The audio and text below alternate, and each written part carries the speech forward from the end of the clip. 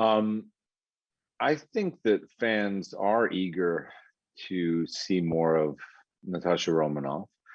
She is really the only one of the original Avengers who hasn't had her own standalone movie. I mean, we got Thor, we got Captain America, Iron Man, Hulk, and so it's time for Natasha's story to be told.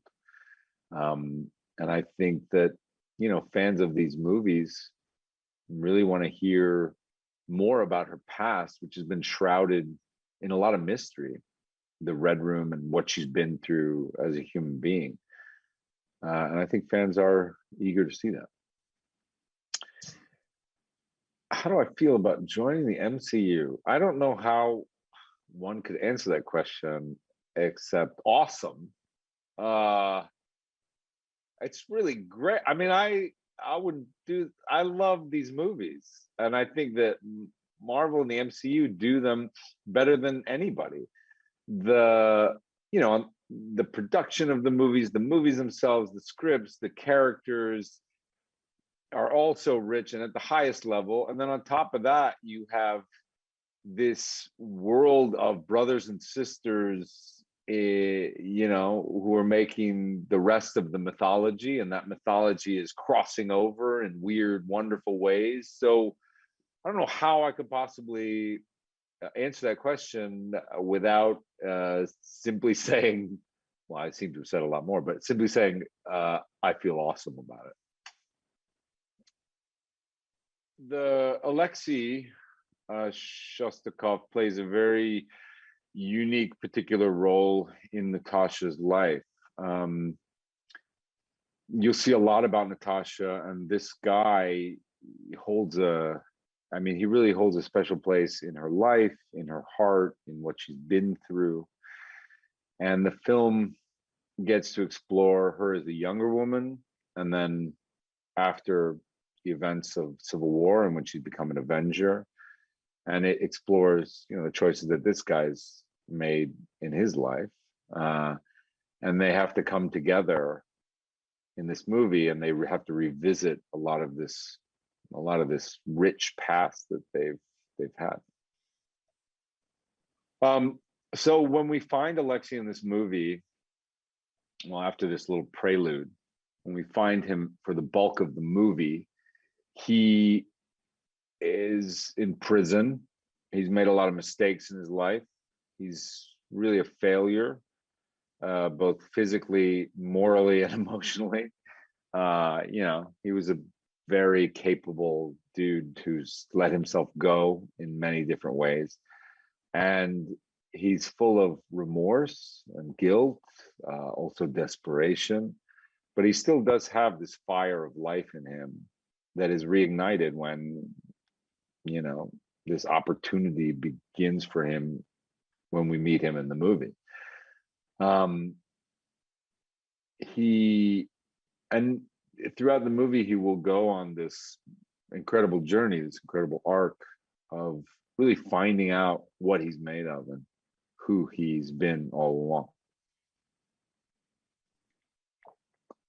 I really adore Kate Shortland, the director of this movie. She, is helming a huge blockbuster superhero movie, but she did it with such a delicate, sensitive, creative touch. She is primarily more of an independent director, and she tells very human stories. Some of her stories have been coming of age stories of young women.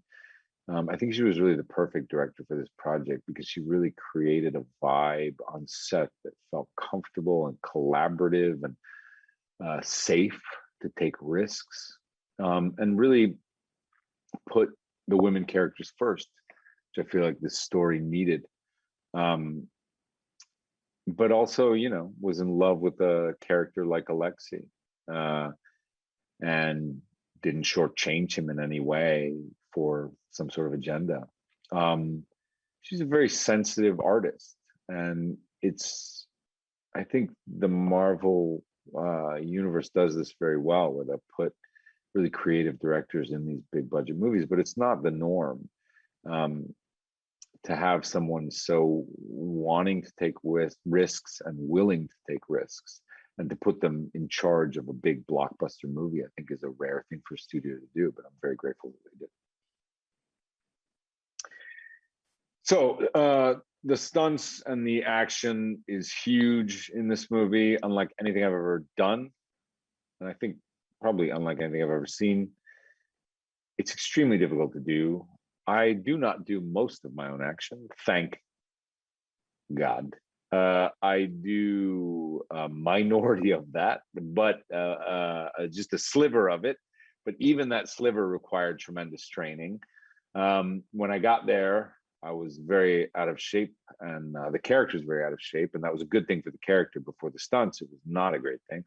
I started boxing and training with these stunt guys for hours and hours a day. I continued boxing, and working a little bit on this discipline, Russian Sambo, which is Red Guardian's discipline, and you just work really hard. I mean, the great thing about my particular training was that I don't have to get into superhero shape with this character. He is a big guy, and he's meant to be a big guy. So it wasn't really about eating a certain diet and having abs or whatever. It was more just about being able to do this very difficult physical stuff. And that takes a lot of training just for safety, just so you don't kill yourself, because you're doing hours and hours of this really complicated choreography, and you're doing it with guys that are a lot faster and stronger than you are. So you try to get sort of in the best strength, best flexibility and strength of your life, so you can keep up. In general, with a movie like this, I think the most important thing that you take away is that you have a great time for a couple hours.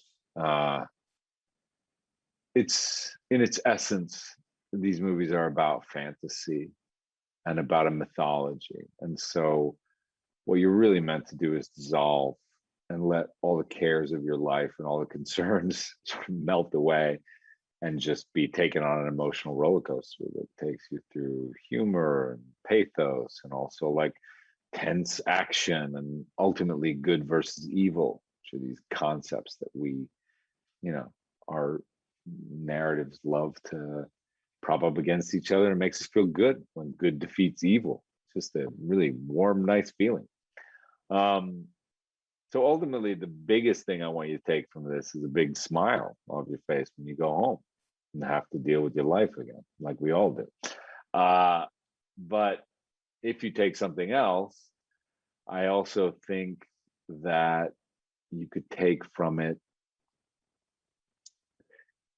perhaps more questioning of what family really is, what it means, what your particular role in family means, and what the consequences for good and poor choices with family can mean for your life. Because I think the film explores a lot of what it means to be a sister or a father or a mother or a daughter, and what the consequences are for good choices amidst that and bad choices.